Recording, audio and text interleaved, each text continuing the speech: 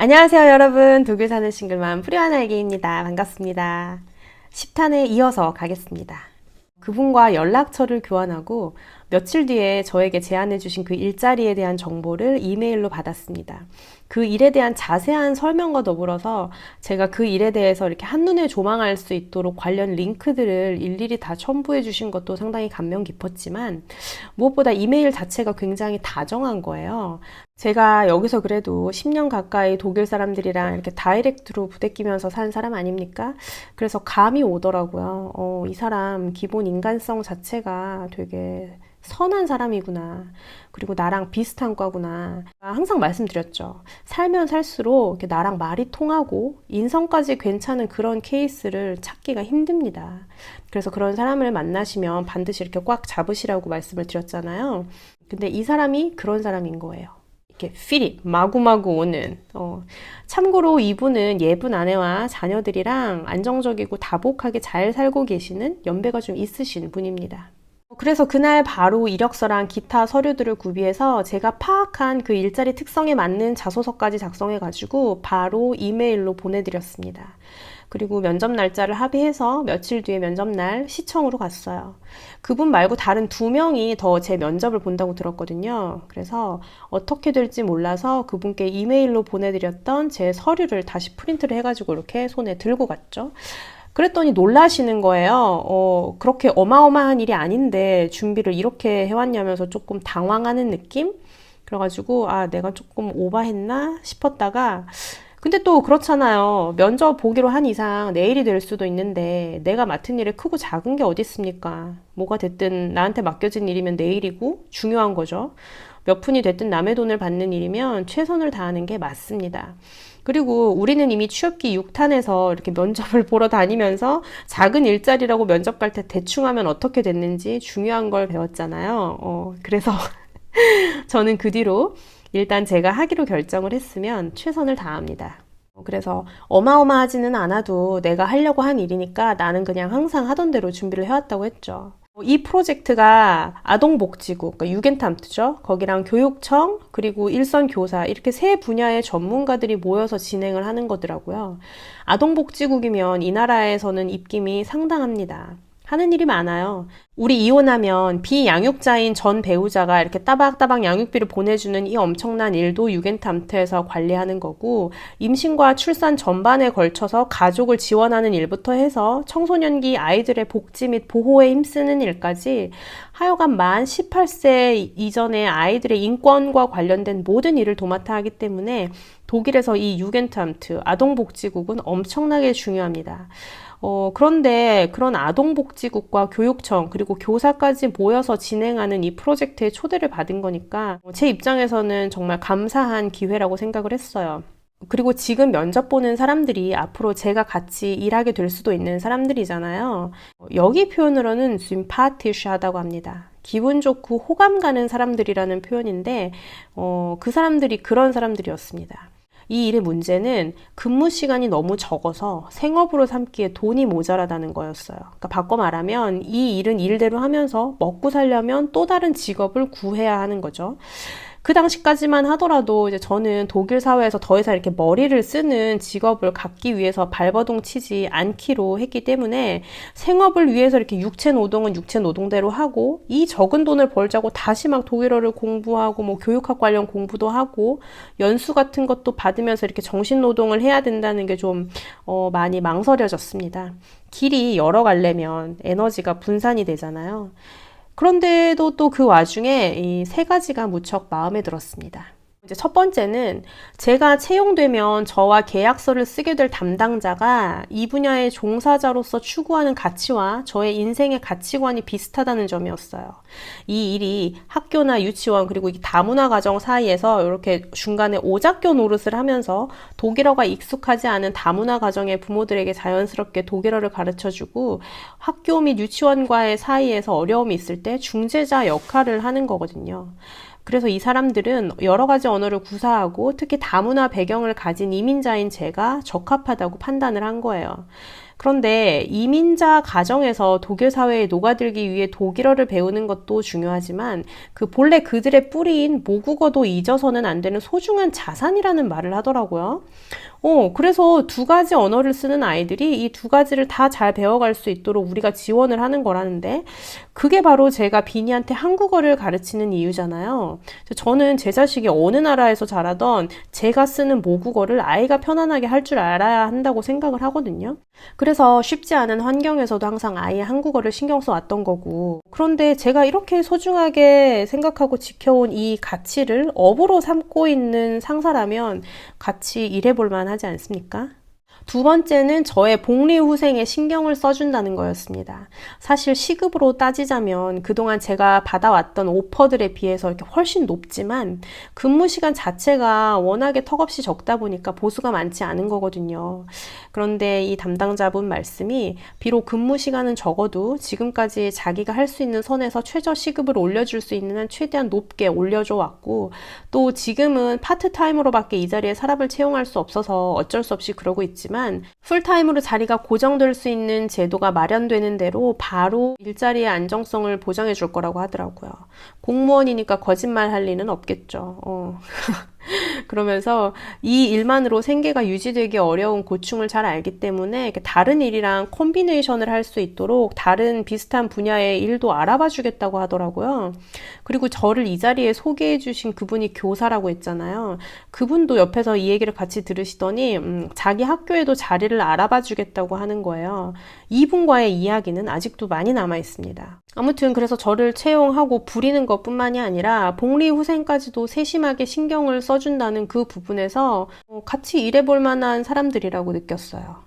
세 번째는 여기에 딸려있는 두 가지 가능성입니다. 하나는 이 프로젝트 파이가 커질 거에 대한 기대고요.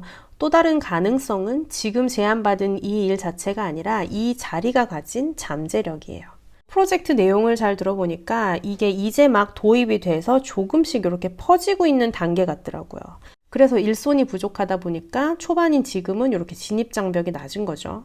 원래 사업이라는 게 초반에는 다 볼품 없습니다. 유튜브도 초반에는 아무도 안 하다가 너도 나도 뛰어드는 지금은 레드오션이라고 하는 것처럼 이 프로젝트도 그런 거예요. 지금이야 이렇게 파이가 작으니까 메리트가 별로 없어서 할까 말까 망설이는 일이지만 다문화 가정에 대한 지원은 한국에서도 꾸준히 늘어나고 있는 것처럼 여기 독일에서도 이렇게 더 확대가 되면 확대가 됐지 줄어들지는 않을 분야거든요. 이 넘쳐나는 이민자들이 여기에 와서 만들어내는 이 다문화 가정과 또 이 독일의 교육 시스템 간의 불협화음, 그로 인한 이민자 가정 아이들의 이 학력 저하는 이미 이 나라에서도 고질적인 문제입니다. 그렇게 예측을 해보자면 제가 여기서 3, 4년 자리를 잡아가는 동안 이 프로젝트도 이제 꾸준히 성장을 해서 나중에는 너도 나도 하려는 사람이 늘어나지 않겠습니까? 그럼 이제 진입장벽도 높아지겠죠? 그 사이에 저는 이미 여기에서 열심히 일을 하면서 경력을 또 쌓았을 거고 평직원에서 팀장으로 지위가 올라갈지 또 누가 압니까? 시급은 이미 높은 편이니까 나중에 파이가 커지면 근무 시간이 늘어남에 따라 수입도 자연히 늘어나게 되겠죠.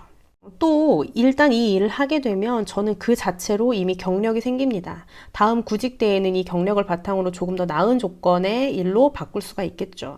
또 투입되기 전에 교육을 받습니다. 이 교육계에 종사하는 거의 장점이 그런 거예요. 독일은 직장 생활을 하면서도 바이터빌딩이나 포트빌딩이라 그래서 계속해서 재교육을 받거든요. 한국은 연수 받는다고 하죠. 교육계는 특히 이런 게 잘 되어 있어서 그런 거 할 때마다 또 그런 게 다 제 이력이 되는 거거든요. 게다가 유급으로 그런 교육을 받는 겁니다. 그러니까 꽉 먹고 알 먹고죠. 무엇보다 교육청, 아동복지국, 학교 이렇게 세 군데랑 함께 일을 한다고 했잖아요. 뭔가 느껴지지 않으십니까? 이 삼각형 뒤에 숨겨져 있는 어마어마한 이 인적 네트워크가. 저 이미 이번 주에도 워크숍에 초대받아서 참가하고 왔거든요. 앞으로 제가 이 일을 통해서 알게 될 이 분야의 무수히 많은 새로운 인맥들 중에서 누가 언제 어떻게 또 이렇게 저에게 기회의 문을 열어줄지는 아무도 모르는 거죠. 이게 정말 엄청난 겁니다. 나 걔랑 일해봤는데 걔 일 잘해. 걔 한번 써봐. 그 자리 비었어? 걔 괜찮아. 뭐 이렇게 입소문 타는 거. 그래서 저는 이 잠재력이 이 일자리가 가진 가장 큰 매력이라고 생각합니다.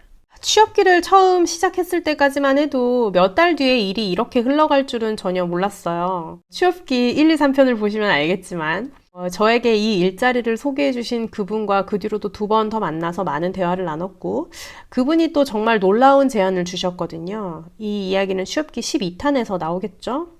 아무튼 제가 너무 고맙기도 하고 놀랍기도 해서 그분께 대놓고 물었습니다. 아니, 저를 안 지 얼마 되지도 않으셨고 2-3시간 정도 대화한 게 단데 도대체 저의 어떤 점을 보고 남일에 이렇게까지 하시는 거냐고.